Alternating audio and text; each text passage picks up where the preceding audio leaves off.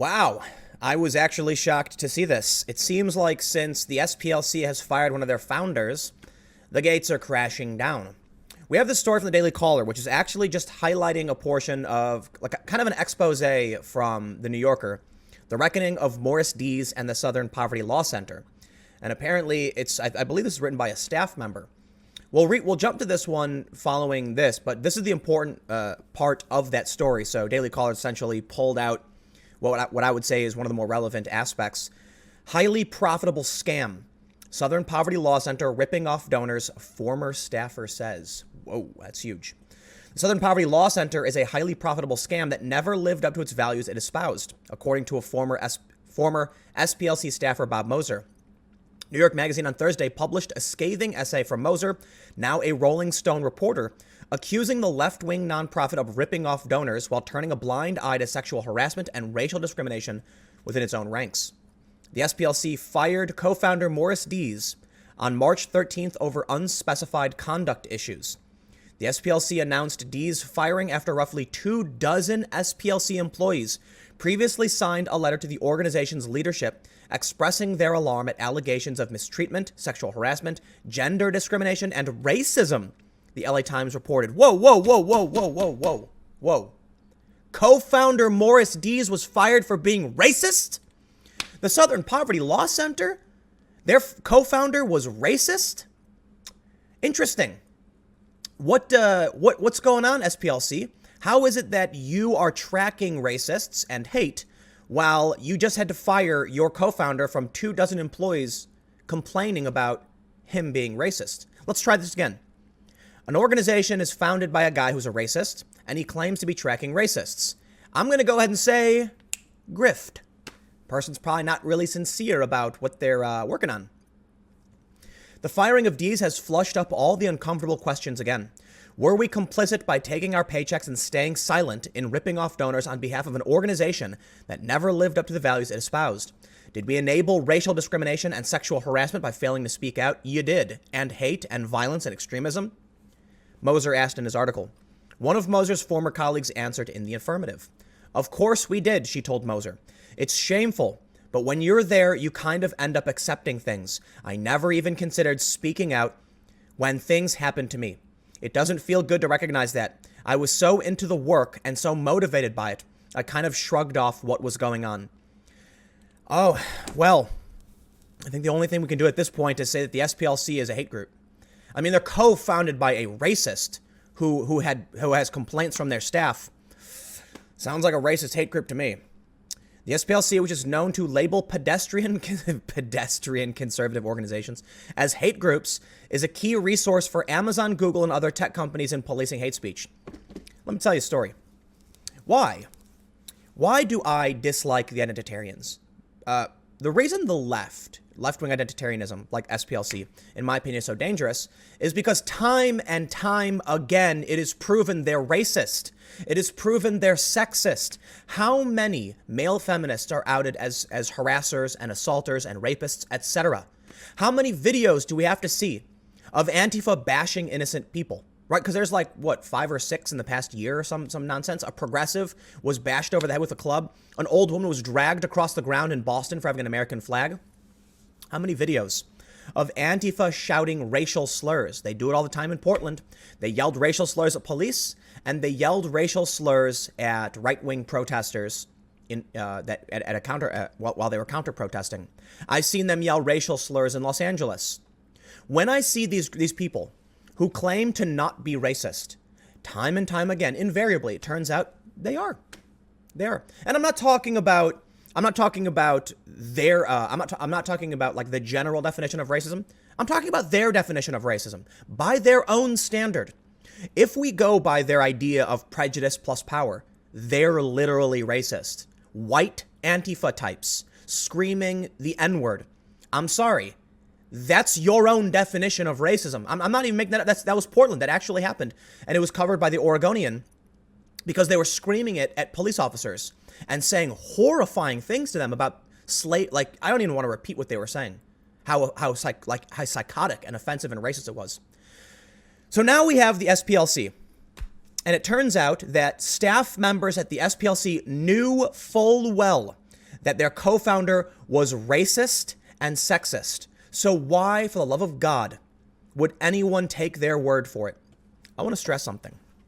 First, I will acknowledge, as I often do in stories about the SPLC, I appreciate their apology to me, and then they went on to reference me as an individual on the left. I appreciate that. However, they wrote an article claiming I had gone to Iran for a Holocaust deniers conference. What? I've never been to Iran. And their evidence? A website that no longer exists. They found an archive of it. It was a Holocaust deniers website that for some reason listed my name on a panel. Apparently there was an event in Iran and Medea Benjamin was there.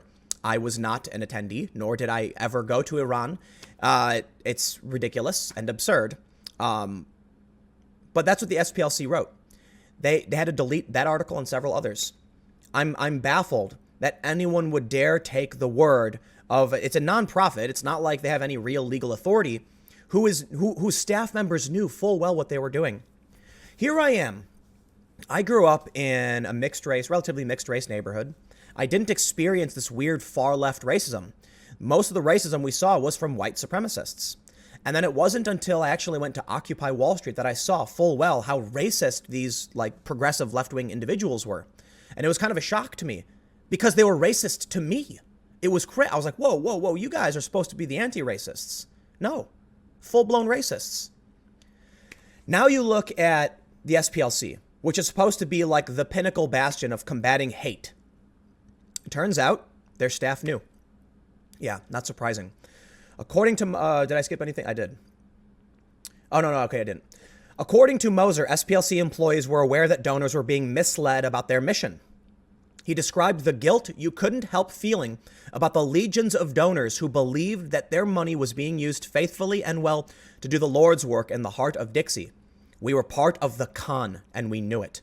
The nonprofit recently reported more than $500 million in assets, including $121 million in offshore funds. Let's try this again. While I appreciate their apology to me and to the Quilliam Foundation, Majid Nawaz, that was respectable. Here we have an organization whose co-founder was recently terminated, and the staff members knew he was a racist and a sexist. They're holding $500 million and over $100 million in offshore funds. What does that sound like to you? There's some interesting passages here in the actual article that isn't talked about by the Daily Caller. But I think there's the first paragraph is actually a rather interesting anecdote. In the days since, and this is by Bob Moser, in the days since the stunning dismissal of Morris Dees, the co-founder of the Southern Poverty Law Center, on March 14th, I've been thinking about the jokes my SPLC colleagues and I used to tell to keep ourselves sane. Walking to lunch past the center's Maya Lin, designed memorial to civil rights martyrs, we'd cast a glance at the inscription from Martin Luther King Jr., etched into the black marble, until justice rolls down like waters, and intone in our deepest voices. Until justice rolls down like the dollars. The Law Center had a way of turning idealists into cynics. Like most liberals, our view of the SPLC before we arrived had been shaped by its oft-cited listings of U.S. hate groups, its reputation for winning cases against the Ku Klux Klan and Aryan nations, and its stream of direct mail pleas for money to keep the good work going. The mailers in particular painted a vivid picture of a scrappy band of intrepid attorneys and hate group monitors working under constant threat of death to fight hatred and injustice in the deepest heart of Dixie.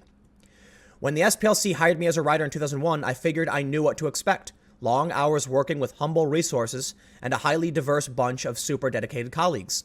I felt self-righteous about the work before I'd even begun it. The first surprise was the office itself.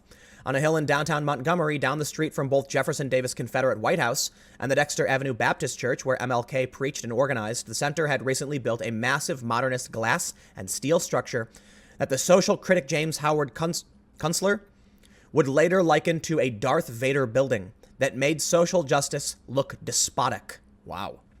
It was a cold place inside, too. The entrance was through an underground bunker past multiple layers of human and electronic security. Cameras were everywhere in the open plan office, which made me feel like a Pentagon staffer, both secure and insecure at once, but nothing was more uncomfortable than the racial dynamic that quickly became apparent. A fair amount of what was then about 100 employees were African American, but almost all of them were administrative and support staff, the help. One of my black colleagues said pointedly, the professional staff, the lawyers, researchers, educators, public relations officers, and fundraisers were almost exclusively white. Just 2 staffers, including me, were openly gay. Not surprising, to say the least. The story goes on. I'll put the link in the description. I recommend you read it.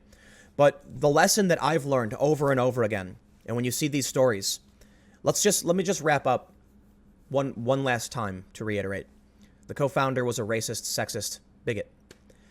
Most of their staffers, white, while their help, they describe it, were black. Is it at all surprising to you that this massive organization, which lists people in these various ways, turns out to actually be a fox in the henhouse? I'm not surprised. There's money to be made. And this is why I actually lean left.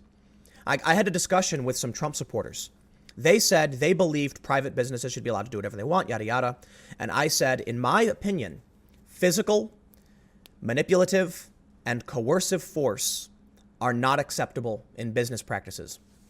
They told me, what do you mean manipulative? Explain that. I said, I think it is wrong to trick someone into giving up their resources. They disagreed and said, if you can convince someone to engage in a trade, that is your right, and it was their choice to do so. I disagreed and said, so do you think media organizations should be allowed to lie about Trump supporters and smear them in order to sell subscriptions? And then I saw the expression change. Well, I'm not saying they necessarily agreed or disagree with me, but that's a point that I think is really important. I do not believe snake oil salesmen should be allowed to lie about what they're selling. I do not believe the Southern Poverty Law Center should be able to lie. That's fraud. Fraud is illegal. But media organizations and organizations like the SPLC are allowed to be headed by overt racists while their staff know these people are racist, that the organization is racist, that you now have Bob Moser writing about how it was racist, and they take your money to fight racism. That's a fox in the henhouse. And these people, they piss me off. I hate racism. I hate bigotry, homophobia, transphobia. All these things are awful. There are real discussions to be had with real people. There are real conundrums we're trying to solve to improve the life of everyone. This is a country that respects the civil liberties and civil rights of everyone. It's not perfect, but we're doing better. The founding fathers put together a system that, unbeknownst to them, or maybe they knew, the system eventually granted civil rights to people even they didn't like. We had founding fathers who owned slaves. We had presidents in the 1800s who were overt racists. And today, we have enacted civil rights for even the people despised, or I don't want to say despised, but even people that the founding fathers didn't regard as, I don't know, full citizens or however you want to describe it. That's a system they built. It's improving. It can be amended. And we have found that everyone is deserving of civil rights. They said that in the founding documents, all men are created equal. And while that may have just been a way to describe what they mean by man, we now have clarified everyone is created equal. Unfortunately, you have some people on the left who are dogmatic and believe that means physically equal. That's not true. It means equal in the eyes of the law and the universe, or the creator or Lord, however you want to describe it. In our world, everyone has the same rights. There are others, there are people who try to take those rights away from you. And admittedly, things do become complicated. Does the SPLC have a right to claim to fight racism while being racist? You know, unfortunately, to an extent, they kind of do. But I would actually say this is where we get into the gray area. Is what the SPLC doing, is that fraud? I would argue yes. If the staff members know their organization is racist, and they know their founder is racist, and they're taking money to fight racism, it's like an exterminator putting cockroaches in your house, and then you have to pay him to get rid of it. I'll leave it there. Yeah, whatever. I'll see you at 1 o'clock next video.